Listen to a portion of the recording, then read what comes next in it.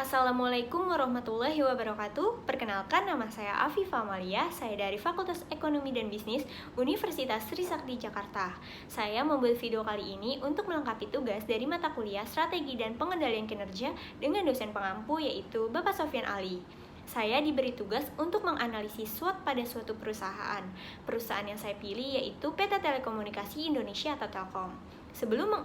Sebelum memasuki analisis pada PT Telekomunikasi Indonesia, saya akan memberitahukan pengertian dari SWOT itu sendiri. Yang pertama adalah strength. Strength adalah situasi atau kondisi internal yang merupakan kekuatan dari organisasi atau perusahaan pada saat ini. Yang kedua adalah weakness, adalah situasi atau kondisi internal yang merupakan kelemahan organisasi atau perusahaan pada saat ini. Yang ketiga adalah opportunity, adalah situasi atau kondisi eksternal yang merupakan peluang untuk berkembang bagi organisasi atau perusahaan di masa depan. Yang keempat adalah threat, adalah situasi atau kondisi eksternal yang merupakan ancaman bagi organisasi atau perusahaan dan dapat mengancam eksistensi organisasi atau perusahaan di masa depan. Nah, PT Telekomunikasi Indonesia itu sendiri adalah suatu badan milik negara atau BUMN yang bergerak dalam bidang jasa telekomunikasi. PT Telekomunikasi Indonesia menyediakan sarana dan jasa layanan telekomunikasi dan informasi kepada masyarakat luas sampai ke pelosok di seluruh Indonesia. Sejarah PT Telekomunikasi Indonesia pertama kali berawal dari sebuah badan usaha milik swasta penyediaan layanan pos dan telegraf yang didirikan kolonial Belanda pada tahun 1882. Pada tahun 1961, status jawatan diubah menjadi perusahaan negara pos dan telekomunikasi.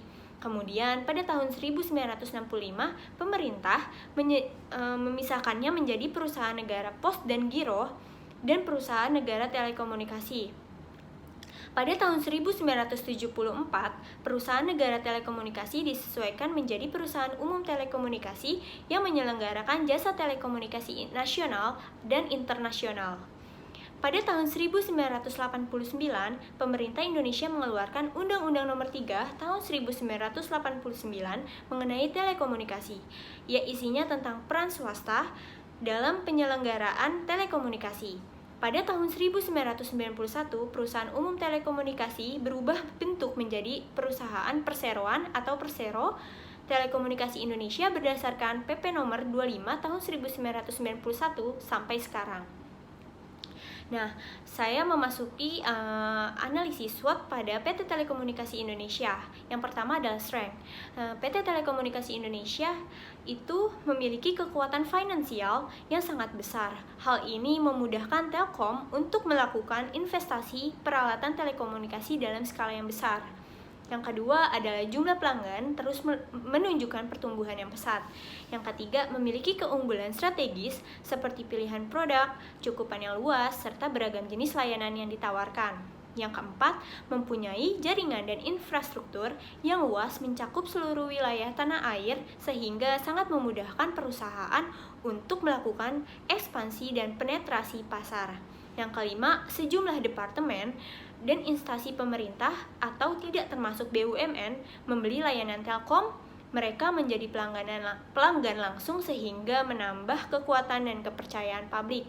Yang keenam, dari sisi keuangan, Telkom terus menunjukkan arus kas yang kuat dan juga memiliki rasio utang terhadap ekuitas yang sehat.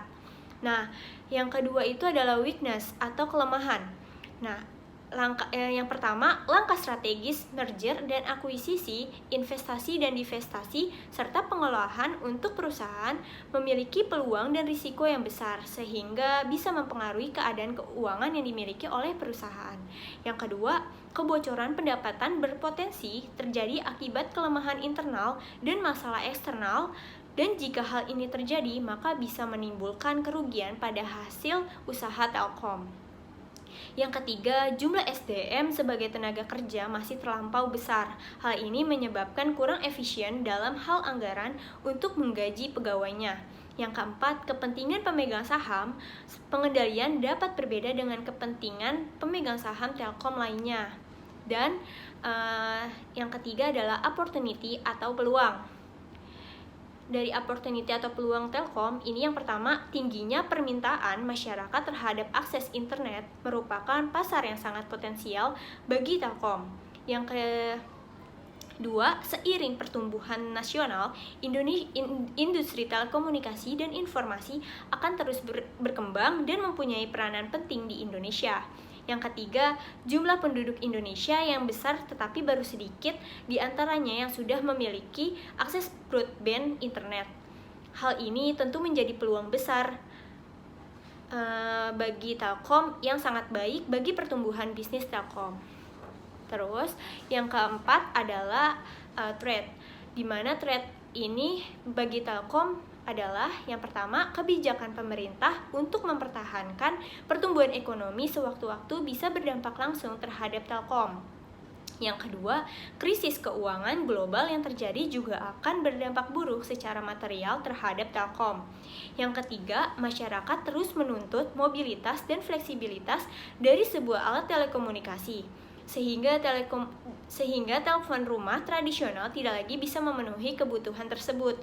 Yang keempat, jaringan akses kabel yang dimiliki Telkom menghadapi potensi ancaman dari segi keamanan seperti terjadinya pencurian atau vandalisme yang dapat berdampak pada hasil usahanya. Dan yang terakhir, kondisi persaingan semakin ketat. Para perusahaan operator terus bertarung untuk mendapatkan pelanggan yang jumlahnya semakin kecil. Nah, itu merupakan penjelasan dari saya mengenai analisis SWOT pada PT Telekomunikasi Indonesia. Sekian penjelasan saya. Assalamualaikum warahmatullahi wabarakatuh. Terima kasih.